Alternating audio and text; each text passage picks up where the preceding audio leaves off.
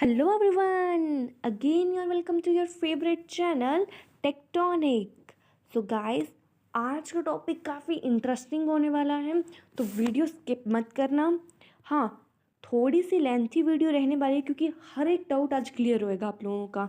तो चलिए टॉपिक शुरू करते हैं। तो आज का हमारा टॉपिक है एप्लीकेशंस ऑफ बाइनोमियल कोफिशिएंट। तो चलिए एग्जाम्पल 1 से शुरू करते हैं। आपके पास एक बाइनोमियल एक्सपेंशन दिया गया है और इसमें आप लोगों को कहा है कि जो कोफिशिएंट्स हैं 5th 6th and 7th term के वो किस में हैं, एपी में हैं। ठीक है, अर्थमेटिक प्रोग्रेशन में है। तो आपको सारी की सारी एन की वैल्यूज़ फाइंड आउट करनी है जहाँ पे ये एपी में हैं। ठीक है, तो चलिए शुरू करते हैं। तो सबसे पहले coefficient of T5 in expansion is equal to NC4। इतना क्लियर है, ये तो आप लोगों को पता ही है। फिर उसका कोफिशिएंट ऑफ T6 और कोफिशिएंट ऑफ T7 एक बार मैं ये भी आप लोगों को क्लियर कर देती हूँ। सो गाइस, आप लोगों ने ये फॉर्मूला तो पढ़ रखा है। बस यहाँ पे जैसे T5 के लिए निकालना था, तो जब आप T5 4 + 1 क्या बन जाएगा, T5 NC, और यहाँ पे R की वैल्यू क्या है, 4 आ गया। ठीक है, इसका कोई मतलब नहीं हमें, क्योंकि हमें सिर्फ कोफिशिएंट चाहिए। ठीक है, तो हमारा कोफिशिएंट तो यही है। सिमिलरली T6 के लिए किया है, T7 के लिए किया है। ठीक है, अब क्वेश्चन में क्या कहा गया कि ये किस में है, एपी में है। तो एपी के लिए हमारे पास ये फॉर्मूला आता है। अब ये बना कैसे, जो आपकी कोई भी दो वैल्यूज़ डबल होती है किसी एक वैल्यू के, यहाँ पे सेंटर वैल्यू उठाई गई है। ठीक है, मोस्टली हम सेंटर वैल्यू ही उठाते हैं। ठीक है, इतना क्लियर है। अब अगली स्टेप में क्या किया गया है, इनको सोल्व किया गया है। ठीक है, तो मैं यहाँ पे आपको एक बार बता देती हूँ कैसे सोल्व किया गया, क्योंकि उन्होंने कुछ स्टेप्स मिस कर दिए। सबसे पहले हम सोल्व करेंगे NC4 को। ठीक है, जब NC4 को सोल्व करेंगे तो ये आएगा n फैक्टोरियल अपॉन में n-4 फैक्टोरियल इंटू 4 फैक्टोरियल। ठीक है, इतना क्लियर है। उसके आगे जो n फैक्टोरियल का है इसको हम खोल सकते हैं। ठीक है, n-1 n-2 और n-3 एंड n-4 फैक्टोरियल तक। ठीक है, अपोन में नीचे क्या है, n-4 फैक्टोरियल देन 4 फैक्टोरियल। अब जो ये n-4 फैक्टोरियल के साथ ये नीचे वाला n-4 फैक्टोरियल कैंसिल, तो जो NC4 की वैल्यू आ रही है, वो आ रही है n into n-1 n-2 n-3 n-4 तो कैंसिल हो चुका है फैक्टोरियल के नीचे वाले के साथ, और यहाँ 4 फैक्टोरियल था उसको हम खोल के लिख देते हैं। ठीक है, इतना क्लियर है। अब मैं आपको यहाँ पे बता देती हूँ, यही सेम चीज़ ये लिखी हुई है। ठीक है, जो अभी हमने NC4 वैल्यू की सॉल्व की, वैसे ही सिमिलरली NC5 के लिए होगा और सिमिलरली NC6 के लिए होगा। ठीक है, अब देखो यहाँ पे ये चीज़ इतनी, ये यहाँ पे और यही यहाँ पे n into n-1 n-2 n-3 तीनों जगह कॉमन है, ये कैंसिल हो जाएंगे। ठीक है, यहाँ से कॉमन लोगे और फिर इसके साथ कैंसिल हो जाएगा। ठीक है, और नीचे भी आपका 1 2 3 4 तक ये वाले 4 और ये 4 कैंसिल हो जाएंगे। ठीक है, तो इसका नीचे 5 बचेगा, वो लिख दिया। इसका नीचे कुछ नहीं बचेगा तो 1 लिखा, ऊपर भी 1। यहाँ पे नीचे 5 6 बच रहा है जो कि मल्टीप्लाई करके 30 हो गए। यहाँ पे ऊपर 2 बच रहा था और n-4 बच रहा था, वो लिख दिया। यहाँ पे n-4 n-5 बच रहा था, वो लिख दिया। इतना क्लियर है? क्लियर है मैम। अब इसके आगे क्या होगा, सबसे पहले तो यहाँ पे हम इनका एलसीएम ले लेते हैं, तो जो क्या बनेगा 30 प्लस n-4 n-5। ठीक है, जो भी है वो नीचे आ जाएगा 30। ये 2n-4 अपॉन में 5 एज इट इज़, 5 1 ज़ा 5 5 6 ज़ा 30। इतना क्लियर है? ठीक है, अब हम इनको कर सकते हैं क्रिस क्रॉस, 6 यहाँ ले जाओ और ये यहीं पे रहेगा, तो ये बन जाएगा 12n-4 और ये बन जाएगा 30 + n-4 n-5, ठीक है। उसके बाद 12 को अंदर मल्टीप्लाई कर दिया, 12n - 48, 30 एज इट इज़, इन दोनों को सोल्व किया तो हमारे पास ये आ गया। अब n स्क्वायर को ले गए, सॉरी, अब देखो हमारा जो 30 + n² - 9n + 20 इतना, अब यहाँ पे मैं बता देती हूँ आप लोगों को, यही क्वेश्चन बनी थी हमारे पास, ठीक है। अब क्या करेंगे, n² माइनस के 9n, ये वाले 12n इस साइड जाएंगे तो माइनस माइनस प्लस, ये बन जाएगी -21n, ठीक है। उसके लिए प्लस के 24 प्लस के 30 कितने बन जाएंगे, 54 एंड माइनस के 48, ये भी इस साइड आएंगे तो ये भी प्लस के हो जाएंगे, तो ये बन जाएगा प्लस के 98 = 0। अब इसके हमें निकालने पड़ेंगे फैक्टर्स, तो वो कैसे निकालेंगे, जिसका ऐसा नंबर निकालना है जिसका प्रोडक्ट 48 और सम 21 हो, -21 आए, ठीक है। तो ऐसे कौन कौन से नंबर हो सकते हैं, 14 × 7 = 48, और वहीं पे आप इन दोनों को प्लस कर, माइनस माइनस प्लस होता है, करोगे तो माइनस के 21 आ जाएगा, तो हम लिख सकते हैं ये वही चीज़ है जो मैंने अभी आपको समझाई, ये इनके फैक्टर्स आ गए, तो n की वैल्यूज़ क्या आ गई, 7 और 14, ये वो वैल्यूज़ हैं जिनके लिए हमारे T5, T6, T7 के कोफिशिएंट AP में होंगे, ठीक है। आई होप क्लियर हो गया हो। अब मूव करते हैं नेक्स्ट क्वेश्चन की ओर। तो नेक्स्ट क्वेश्चन है, तो आप लोगों को फाइंड करना है a + bn, जिसकी पहली 3 टर्म्स आपको दी गई हैं, ठीक है। अब हमें पता है कि जो नॉर्मल बाइनोमियल एक्सपेंशन का जो जनरल फॉर्मूला है वो ये होता है, ठीक है।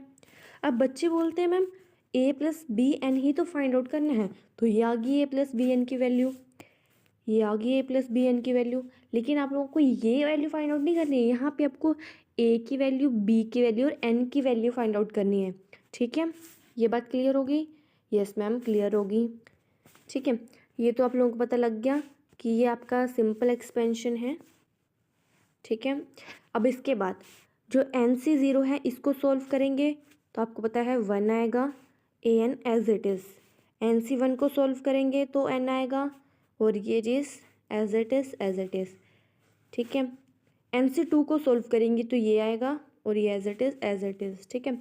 अब मैं बता देती हूँ NC0 को कैसे सॉल्व किया, NC1 को कैसे सॉल्व किया, NC2 को कैसे सॉल्व किया, NCn को कैसे सॉल्व किया। NC0 n फैक्टोरियल अपॉन में 0 फैक्टोरियल n - 0 फैक्टोरियल, ठीक है। n फैक्टोरियल है, n फैक्टोरियल के साथ n फैक्टोरियल कैंसिल, क्या बचा 1, ठीक है। बच्चे बोलते हैं मैम यहाँ पे 0 फैक्टोरियल था और यहाँ पे n फैक्टोरियल था, तो 0 के साथ मल्टीप्लाई करके ये 0 क्यों नहीं हुआ, वो 0 नहीं 0 फैक्टोरियल था, ठीक है। इस बात का भी ध्यान रखना होता है, ठीक है। अब हम सोल्व करेंगे NC1 को, n factorial n - 1 factorial into 1 factorial, ठीक है। अब n फैक्टोरियल को हम कैसे लिख सकते हैं, n - 1 इंटू n, ठीक है। ये n - 1 फैक्टोरियल के साथ नीचे वाला n - 1 फैक्टोरियल कैंसिल, और क्या बचा n, ठीक है। वैसे ही NC2 को सोल्व किया है, वैसे ही NCn को भी सोल्व किया है। NC2 के लिए होगा n फैक्टोरियल, नीचे क्या आएगा n - 2 फैक्टोरियल इंटू 2 फैक्टोरियल, इसको खोलो n as it is, n - 1 n - 2 factorial, n - 2 factorial के साथ नीचे वाला कैंसिल, और क्या बचेगा n - 1 अपॉन में 2 फैक्टोरियल, वही यहाँ पे लिखा है। NCn का भी ऐसे ही होएगा, n factorial n - n factorial upon में n फैक्टोरियल, n फैक्टोरियल के साथ n factorial cancel, n - n as it is 0 बन जाएगा, 0 फैक्टोरियल हो जाएगा, ठीक है। इतना क्लियर है। अब चलिए अगले स्टेप पे चलते हैं। गाइस वीडियो लंबी हो रही है लेकिन आपका एक एक डाउट क्लियर कर रही हूँ, ठीक है। अगर फिर भी आपको कोई डाउट रह जाता है तो कमेंट सेशन में ज़रूर बताना, ज़रूर क्लियर करूँगी, ठीक है। अब हमारे पास ये वैल्यू आ गई है, ठीक है। अब इससे हमें क्या मिल रहा है, हमें इस वैल्यू से मिल रहा है कि जो ए एन है वो किसके इक्वल है, हमारी फर्स्ट टर्म 729 के इक्वल, ठीक है। तो ये सेकेंड टर्म है हमारी, वो किसके इक्वल है, 7290 के इक्वल। और जो थर्ड टर्म हमारी है वो किसके इक्वल है, 30375 के इक्वल, ठीक है। तो हमें ये पता लग गया। अब इससे इसी वे से हम इसको सॉल्व करेंगे। पहली टर्म आ गई 729 के इक्वल, ठीक है। अब क्या कर सकते हैं हम, तो जब हम अभी मैंने आपको जो बताया वो हमारे पास यहाँ पे 3 इक्वेशंस आ चुकी हैं, ठीक है।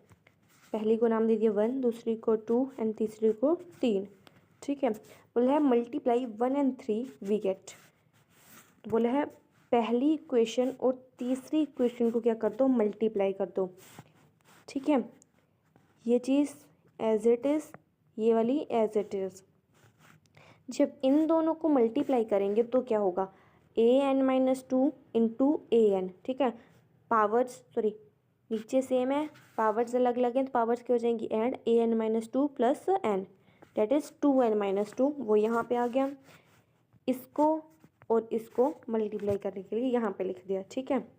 अब क्या किया, बोला है स्क्वायर कर दो दूसरी इक्वेशन का। कौन सी इक्वेशन का, इस वाली का क्या किया है, स्क्वायर किया हम।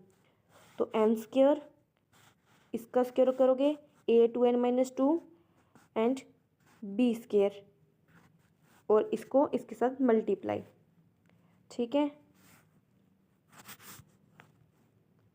यहाँ पे इन लोगों ने सेकंड इक्वेशन में थोड़ा सा बी यहाँ पे मिस है, जो कि यहाँ पे था, ठीक है। तो ये यहाँ पे बी स्क्वायर बना है, ठीक है।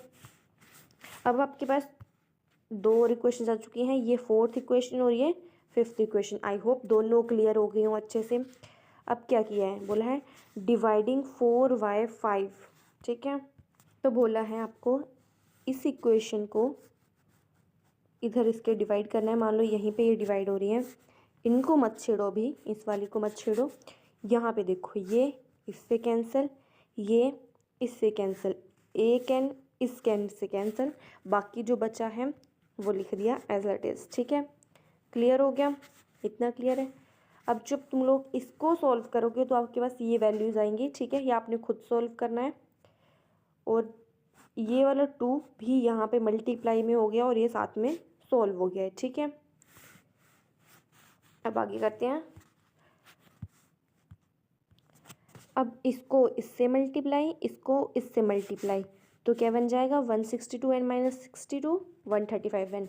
इसको ले जाओ इस साइड और इसको ले आओ इस साइड, ये वहाँ पे जाके नेगेटिव का और ये यहाँ पे जाके पॉजिटिव का, ठीक है। ये यहाँ पे कर दिया। 162 में से 135 कम करोगे तो आ जाएगा 27 एन, और n इज इक्वल टू 162/27, तो n की वैल्यू आ जाएगी 6, ठीक है। n की वैल्यू क्या आ जाएगी 6। अब हमें निकालना क्या है, a एंड b। n 6 आ गया तो a की पावर 6 जो यहाँ पे लिखी हुई है ये हमारी फर्स्ट इक्वेशन से आई है, ठीक है। n की वैल्यू 6 आई, वो हमने यहाँ पे पुट किया है, और जिससे हमारे पास a की वैल्यू 3 आ गई, ठीक है। a की वैल्यू तो 3 आ गई। अब यहाँ पे देखो हमारे पास जो सेकंड इक्वेशन थी bn(a(n-1), वो हम उठा रहे हैं। b की वैल्यू पता है, सॉरी v की नहीं, n की वैल्यू पता है, a(n-1) लिख दिया, ठीक है। अब यहाँ से हमारे पास b की वैल्यू आ गई, वही अपने एक्सपेंशन में पुट किया और हमारे पास एक्सपेंशन की वैल्यू आ गई, ठीक है। ये क्वेश्चन भी क्लियर हो गया हो, बहुत ईजी है, ध्यान से सुनना है, ठीक है। अब चलिए नेक्स्ट की ओर बढ़ते हैं।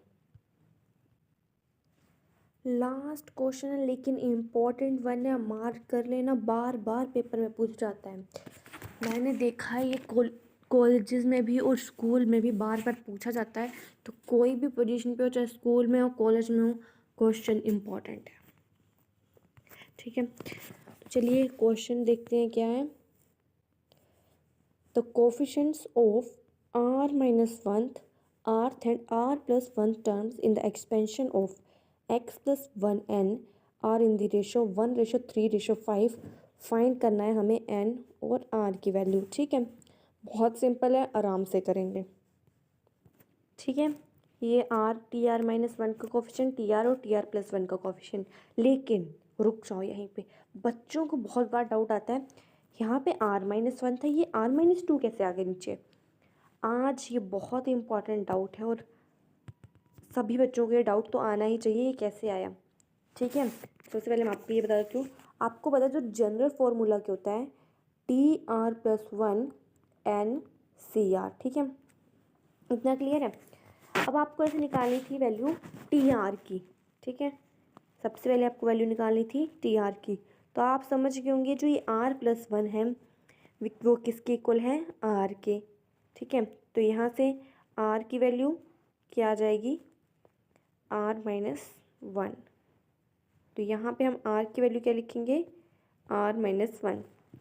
वेट, आप लोग कंफ्यूज हो गए होंगे ये R-1 और क्या चीज़ है, रुको। जो यहाँ पे ये चीज़, सॉरी गाइस थोड़ा सा कंफ्यूज कर दिया, आपका जो डाउट था अभी क्लियर करती हूँ। आपने जनरल फॉर्मूला पढ़ा है, क्या होता है वो। मैं यहाँ पे TR के लिए, R+1 के लिए जनरल फॉर्मूला होता है, मैं R' के लिए बता रही हूँ। ठीक है, जो कि होता है NCR'। ठीक है, अब यहाँ पे आपको कोफिशिएंट किसका बताना है, TR का उठा लेते हैं सबसे पहले। किसका कोफिशिएंट बताना है, TR का। ठीक है, अब जो TR का कोफिशिएंट है, जो ये R है ना, तो मतलब अगर इसको इस फॉर्मूले में पुट करना है तो हमें समझ आ गया है कि जो ये R'+1 के इक्वल है जब हम इसको इसके साथ कंपेयर करेंगे। ठीक है, अब हम यहाँ से R' की वैल्यू फाइंड आउट करेंगे तो ये 1 उस साइड जाएगा, क्या जाएगा, R-1। तो वही R' की वैल्यू हम यहाँ पे पुट करेंगे तो ये आ जाएगी R-1, NCR R-1। ठीक है, यही हमने यहाँ पे पुट की है, जो आपकी कोफिशिएंट ऑफ TR है। ये क्लियर हो गया, क्लियर हो गया। मैं वैसे ही आपको TR-1 भी बता देती हूँ ताकि एक दो बार बताने पर ज़्यादा अच्छे से क्लैरिटी मिल जाए। ठीक है, वही सेम चीज़, फॉर्मूला क्या था, TR' NCR', ये +1 भी है। ठीक है, अब आपको निकालना है किसके लिए है, TR-1 के लिए।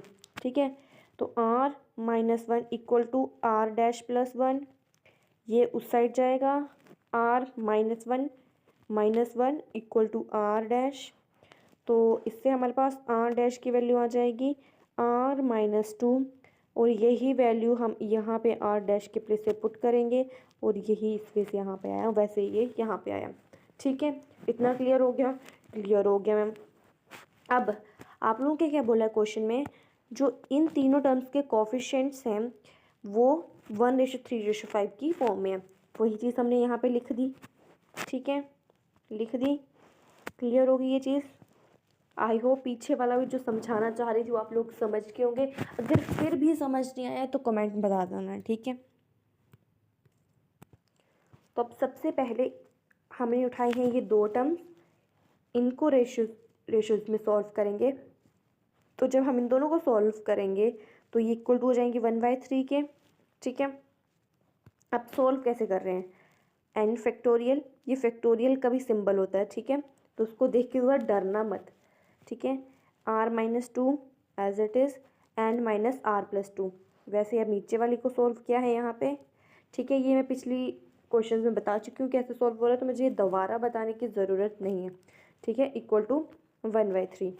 अब क्या किया, यहाँ पे ये टर्म तो एज इट इज़ आ गई है, इसको मल्टीप्लाई में कर रहे हैं तो ये इन्वर्स हो जाएगी। ठीक है, यहाँ पे वो इन्वर्स में लिखी है। ठीक है, इतना क्लियर है, क्लियर है मैम। अब देखो इसके साथ ये कैंसिल।